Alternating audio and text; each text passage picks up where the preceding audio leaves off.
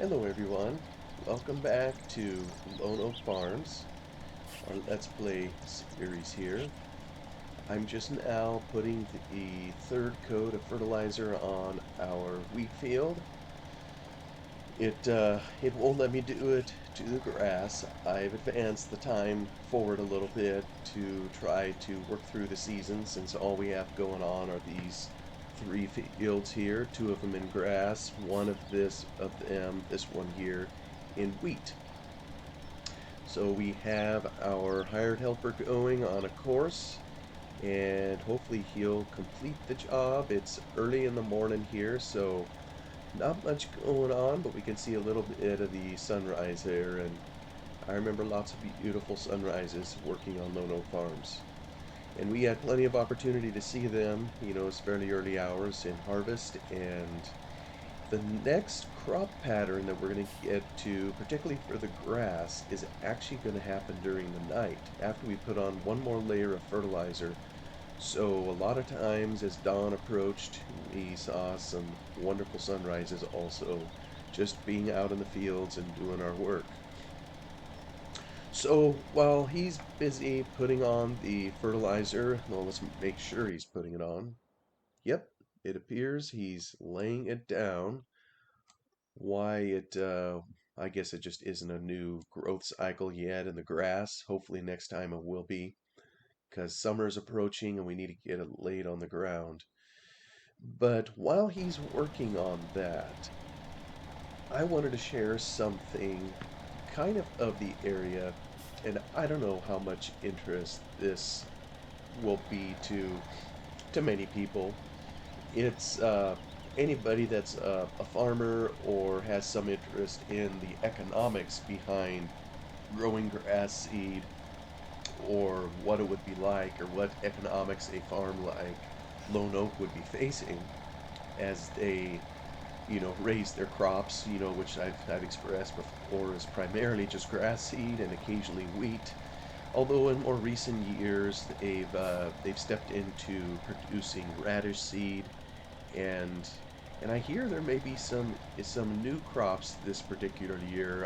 I won't say for because I don't really know for sure, but it otherwise traditionally hasn't varied all that much from that pattern.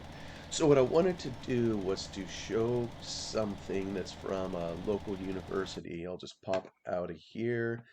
Let me see if I can find it without crashing my machine. I went to Oregon State University. I graduated out of there in 1996, had a degree in business administration with a focus on accounting, and that's kind of where my career path took me. But I also, at the same time, picked up a degree in agriculture resource economics, and kind of as an ode to agriculture because I just love agriculture. And one of the things I remember participating in and helping the department with is the extension service, which was kind of an outreach to local farmers and or those that would be interested. And one of the things they would do is, we would interview a selection of farmers, such as in the Willamette Valley, and we would talk to them about a specific crop, a specific enterprise, if you will. So you can see kind of all the different enterprises here. Don't know why that one's highlighted. So here's one for wheat, wheat spring versus winter, conventional and no-till. I think I pulled that one up just for kicks. There's uh, there's an enterprise budget for ryegrass seed, annual versus another one that's perennial, tall fescue. Um, I think that yeah, here's a fine Fescue. I've mentioned these in a previous video. Here's an orchard grass one too. Kind of some of the common varieties, if you will, that are planted by growers in the valley. These are all tagged to Willamette Valley. Some of them were more geared towards specific regions of the valley. For example, fine Fescue, which we'll look at in a moment, was geared more towards the Silverton Hills, which is exactly the region where Lone Oak Farms is. It's only a few miles out of the town Silverton, which is to the north of the farm. So I kind of pulled up the enterprise budgets that would be applicable to Lone Oak, and we'll look at them here in a moment. But I remember helping make these when I went through the university, and I'm looking at the dates over here. It appears they haven't been updated in a while. So I know as we look at these, I'm not going to go through them in detail. My goodness, this isn't intended to be a collegiate lecture here, but just to give kind of an overview, and maybe I'll try to put the links to some of these in the description if anybody's interested in looking at it in more detail. But it really was an interesting process, to help with, even as a student, to sit down with a group of farmers and interview them in great detail to see exactly how they produced a particular crop from beginning to end. And one of the things we'll see right away, I think I've alluded to it in these videos, is when you put in a crop of grass, unless it happens to be an annual type grass, you don't just rip that out of the ground. There's a what's called an establishment budget when you put it into the ground, a cost of establishment, if you will. And then in later years, because oftentimes you don't realize a crop the first year. So you take the establishment cost and you amortize it over future years, the production years, when you actually are harvesting a crop and pulling something off of the property. So, figuring out from the farmers themselves kind of what some of the averages are in terms of yield, in terms of the inputs that they face, what kinds of equipment that they have, the cost of land, rental costs, just you name it. We tried to walk through the whole process with them to get as complete a picture as we could of a particular enterprise, recognizing that for any given farm, grass seed may be one of a number of enterprises. So you may have several crops that require a contingent of tractors, a combine, various bits of equipment, and what have you. So some assumptions kind of have to be made, and these budgets would go into that. So let's just look at one of these here just for kicks and giggles. This one here, and I don't know how visible this is on the screen. It's November 2010. It's a little dated. This one is for fine fescue, and I believe it says at the bottom of it, yeah, for Silverton Hills. So it's intended for the whole Willamette Valley, but it was primarily based, I'm assuming they interviewed farmers in the Silverton Hill area, which may have included my uncles. I really don't know. So it kind of gives some details in here: cultural practices, establishment, and interestingly, this one here, I know I've mentioned it in passing, and we'll talk more about it in detail later. The field burning.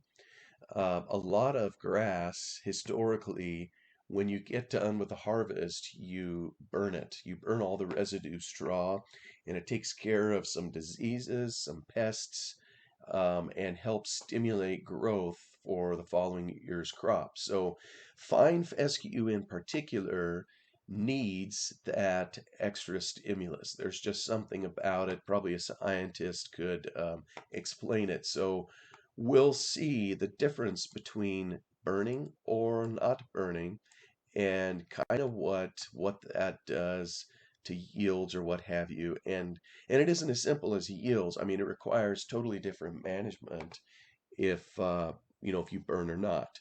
One of the things they point out here with some of the averages is if you burn the field, they assume you'll have 5 full production years, but if you don't burn it, only 3.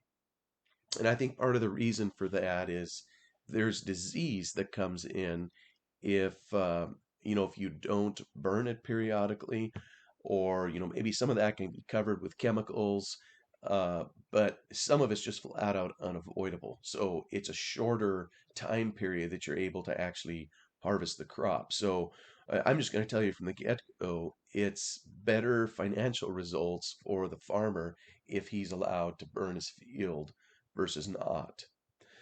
So we'll kind of see that in there, but there's a lot of things in there, all else being equal. The equipment contingent for both is going to be the same.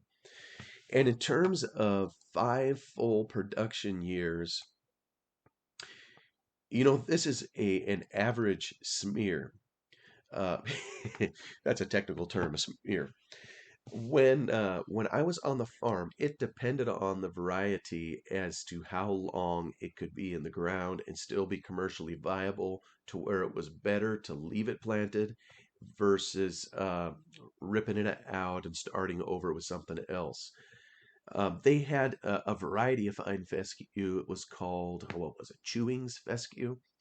I think they typically, kind of as a rule of thumb, figured they could leave it in the ground 5 to 7 years. So a lot of times towards the end of the seventh year, the yields were dropping.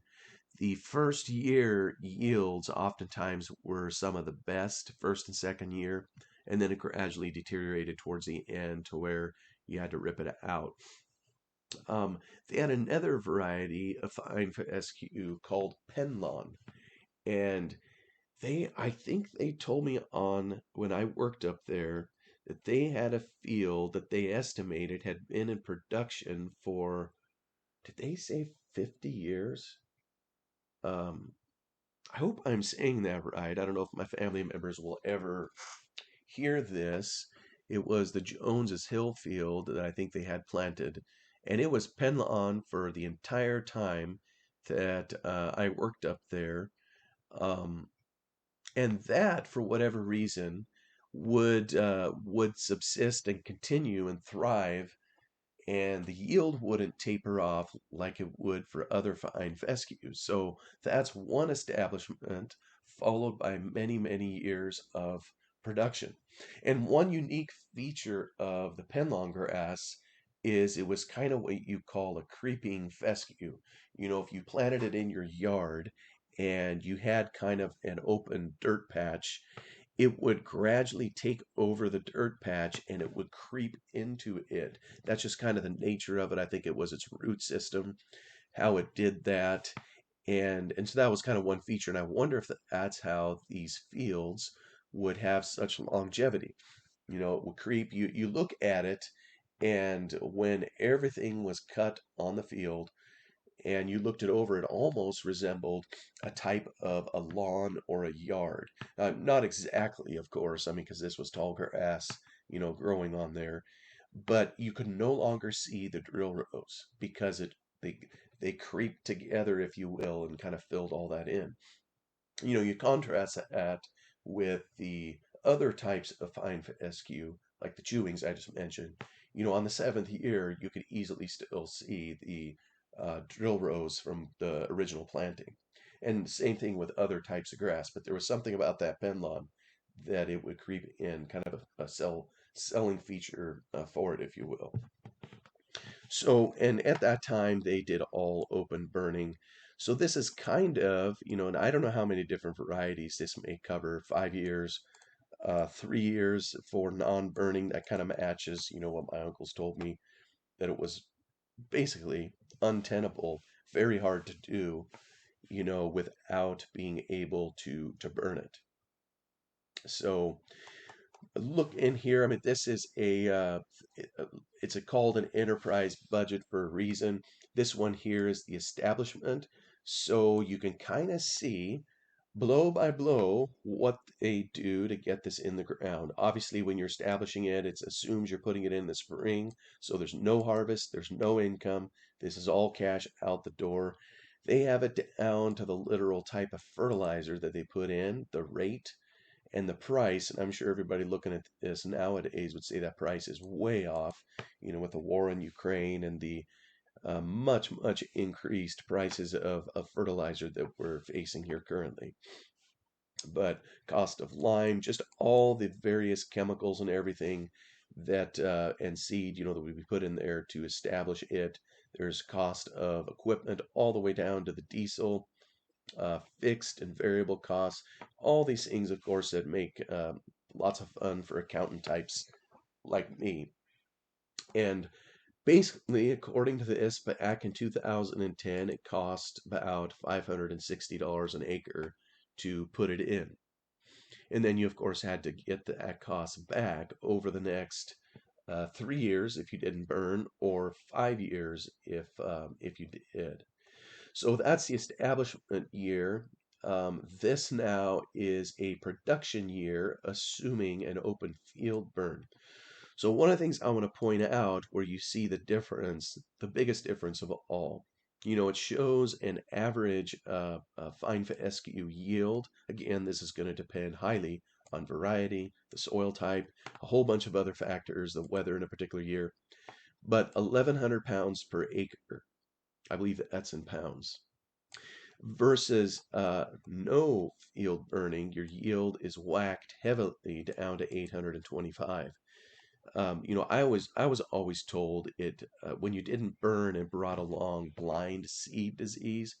I'm gonna have to Google that term. That's just a term that I remember from working on the farm, and maybe all they meant is there was a lot of blank seeds. It wasn't viable seeds.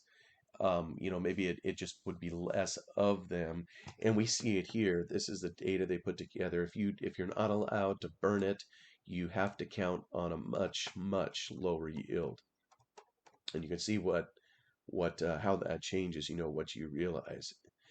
And so, and this is in the production years. Again, it's very detailed and specific as to what fertilizers, chemicals, fees, and everything that the farmer would realize.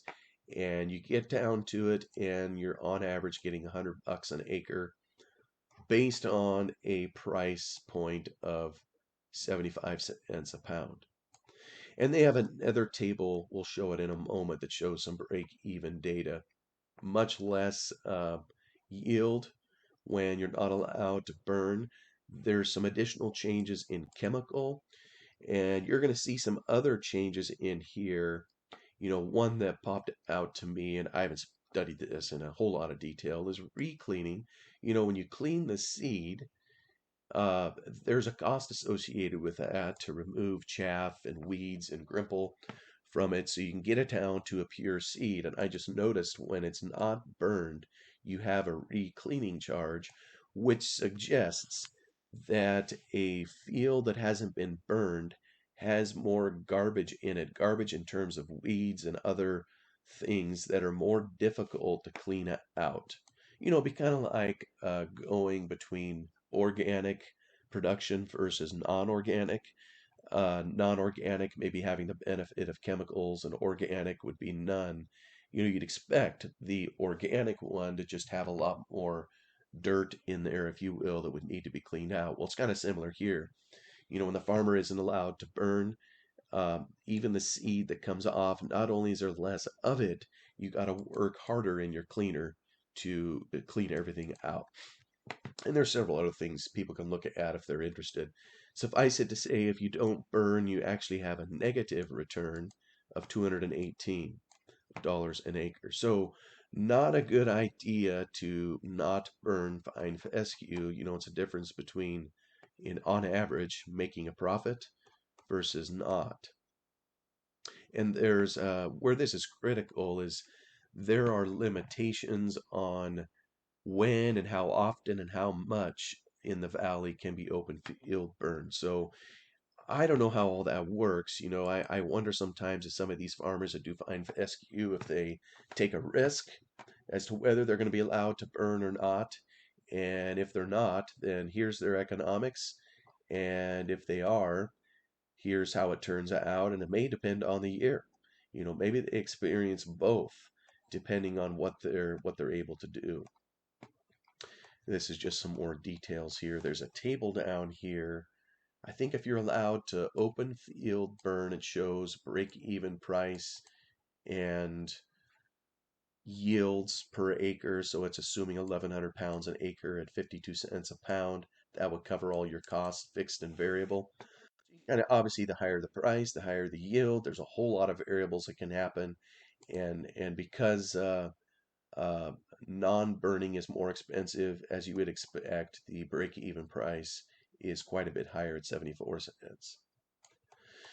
So that's one enterprise budget. This is fine Fescue. I got one over here that is this one here is ryegrass, and this one here I think is projected to have a 3-year life. I think that's fairly common. I think I've heard of a little bit longer than that. And sometimes, by the way, the life that they have it in the field may depend on contractual arrangements. If they set up a contract with a seed company, maybe the seed company would want them to have it in the ground for 5 years. So this, I think, is just dealing with some averages, and that must be kind of where the industry is right now at 3 years. And I think that's pretty common. I think I've even seen more common here of late. There are some guys that apparently it's worth it to them to rip it out now every year, even though it's perennial. So the prices must be good enough from time to time that they can do that. So I don't want to spend a whole lot of time going through it here, but this tends to be a heavier seed. So the amount they'll get per acre is higher. When I think of my uncle's farm, I think they beat this by quite a bit some years. And ditto back here on the fine fescue, it's a lighter seed as a general rule. So I know this 1100 is a ballpark. There have been years where it's been much less, which is disappointing. But there's also been years where they've blown this out of the water too. I can't remember what the highest yields were, but I almost think I remember a 1,500 pound per acre. So it's all going to depend on a whole lot of factors that are very difficult to quantify. But ryegrass is definitely heavier. Sometimes on the really good valley dirt in the lower valley, I think they can get over a ton per acre. The economics is not as good right now as the fine Fescue. It looks like it's 190. Oh, wait a second. No, excuse me. This is establishment, and you'll notice there's a crop the first year. That tends to be one difference between ryegrass establishment versus fine Fescue is you can take a crop in the first year. So the first year's results is going to be hammered a little bit because it has all the cost of establishment. But in subsequent years, it should turn, well, boy, it doesn't. Maybe during this particular time period, it just wasn't doing as well. And yeah, I know prices have come up quite a bit. I mean, these fluctuate like quite a lot over time, just like any other agriculture commodity. So, just like farmers everywhere, the price you have no control of. Maybe you can get a little control over what you get on your yield by how good of husbandry you're able to do with whatever situation you have, whatever chemicals you put on, and so forth. So this also calculates some break-even points, and I'm pretty sure like this is 68 cents. I know it's beat that in recent years, and I know it's also gone under that in the past too. And this is more South Valley, but I'd guess it's probably similar to what my uncles encounter too. Let me hop back in game here real quick. Oh, look at that. What a good fellow. He has taken care of fertilizing the field. Well, I assume so. Yep. We were jibber jabbering. He took care of the field here, so I'm going to drive him out of here. And I'm not sure when the next growth cycle will happen with grass, but I kind of need to have it advance so I can get one more layer of fertilizer on before harvest. And in reality, when we started this save, and and I think everybody's experienced this, when you start up a new game in here, you start at base zero with nothing. In reality, these grass fields, oh, it's auto-saving, grass fields over here in field 35 and 44, presumably those are a perennial crop. They would have been fertilized last fall. So ideally, we would have already put a layer of fertilizer on them last fall. That's just kind of how it works. But in this case here, we basically have to wait till it matures until, so we get another, that's just kind of dealing with the mechanics of the game, which is a little bit of a pain. I apologize, my FPS is low. That's what happens when you have a small little computer and you try to record videos while playing a game. So I'm maybe just going to bring this, here's our puppy roaming the farm. I'm going to bring this over here and just fill them back up with fertilizer and get them all ready for, ooh, watch the rock. That's never been done before, hitting a rock. See if I can get it filled up and get it set up for these other fields, and then we'll go take another look at our enterprise budget.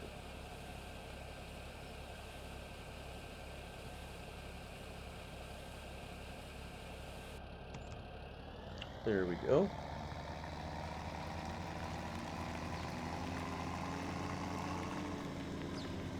And I think in a previous video I've explained in real life when they scatter granular fertilizer, they have a modified truck that they bought that I think had been through a fire, and they fixed it up from the frame and rebuilt it, and they use it for a lot of their spraying and fertilizing needs. So now I don't know if advancing the day will um, make it ready for the next layer of fertilizer. I may do that off. Let me just borrow Get North on cash. I don't know if that'll make it so I can do another layer of fertilizer. I'll maybe do that off camera and see where it goes. I am going to save it here at the moment, save our progress. And we'll go back and look at these fascinating enterprise budgets real quick. So this is ryegrass. So I've shown you here now the two most common types of grass that have been produced on this particular farm. There's also, if you look down through here, you will find enterprise budget, I think, for tall fescue. I don't know that they've ever raised orchard grass up there. Maybe there's bent grass. Let me just do a search. Is there a bent? No, I don't see if there is. I seem to remember there was one there years ago, but apparently they don't have it on there. Must not be recent enough for them to post it, and maybe it's in a different region. We're only looking at the Willamette Valley region. But there's one other enterprise budget here I'll just show just for fun. It's wheat. You know, we have a crop of wheat in there right now, so this one also is a Willamette Valley region. I have no idea. It looks like it's for the whole region. I can't imagine it would vary too much. Maybe land rent, you know, might vary. They give you all the assumptions, but there's both. I think this is winter wheat. There isn't one a spring wheat, but I think the most common what we've seen, unlike you know what we just were doing in game, is it's planted generally in the fall versus how you know we just did it in game. So it's winter wheat, and then there's conventional tillage versus no-till. I gotta say, most of the time, I think I see in the area it's going to be conventional tillage. But as we'll see with the results, no-till gives better financial results. You know, what you might expect with less tillage, less passes over the land. What I'd be curious, and I'd have to dig into this some more to see, is, you know, do yields hold up? And maybe we'll just go look at it here. No, this is conventional tillage. They're assuming 100 bushels of wheat, which is very common. A common rule of thumb, I think, in the valley is 100 bushel wheat. So this is conventional. I'll be curious to see. Yeah, this is no-till. No, they're assuming the same yield. You know, there's been some farmers here over the years that have tried no-till. Some even in the grass seed industry, but you just don't see it very often. So I suspect it would be similar with the wheat. More often than not, if I see a field of wheat, it was bare dirt the year before. They tilled it all up and did conventional tillage. But you look at the financial results, Here they have it losing $46 an acre. That's with no-till, whereas you lose almost $100 an acre with conventional tillage. Same yield, they're assuming this price per bushel. So go figure. And maybe what it is, I'm not being a farmer, I don't know for sure, but maybe it requires special equipment to do no-till versus conventional, to drill that seed into the earth. That I just don't know. So that might be part of it too. If you don't have the equipment, you cannot do it. And then they have a break-even chart down here. Yeah, it appears $5.46 at conventional tillage, assuming 100 bushels an acre. And I know this is in beet, even up in the hills where my uncle's farm. I'm not going to say they hit this every time they try wheat, but there has been times that they beat it, and it's routinely beat down in the valley, especially as technology continues to improve. I just Googled some information and I saw estimates of 130 to 150. So I know it can get up here, and if with the war in Ukraine this year, I anticipate the prices will be way up on this end. It should be a really good year for the farmers here that raise wheat. And that's kind of a sad thing. Again, I don't mean to get into politics, but I bet if you ask the farmers, even they would say that they would rather not just profit off of someone else's bad fortune. But I mean, that's just how economics work. I guess if there was war here and we were attacked here, well, then other areas of the world would do better economically if they are producing things that commonly are produced here. Maybe grass seed in this case. So yeah, that's the return for conventional tillage. I got one more down here for break even for no-till, which is a lower price. So, I anticipate all the farmers will be in this area this year, and who knows how long the war will go in the Ukraine. Hopefully, they can figure that out and get done with all that, if you will, so people can return to peace. But anyway, I'll try to remember to put a link in the description down there to this video that if anybody wants to go see some of the crops that are commonly grown in the area, to see kind of what some of them are. It's very diverse, all the way from tree nuts to, I mean, there's strawberries, all kinds of berries, clover seed, grass seeds, wheat, grains, and even Christmas trees clear down here. Years ago, I think there was they even would set up enterprise budgets for ranching type activity or dairy. I don't see those here anymore. And again, some of them may just depend on, what region. If you get more Eastern Oregon, you're probably going to find the ranching stuff more. Um, but this is for kind of the Willamette Valley region where Lone Oak Farms is. So I don't know if that was of interest to anybody. Again, hope I haven't bored anybody. And I don't even know how long we've been going on this video. I've kind of lost track of time.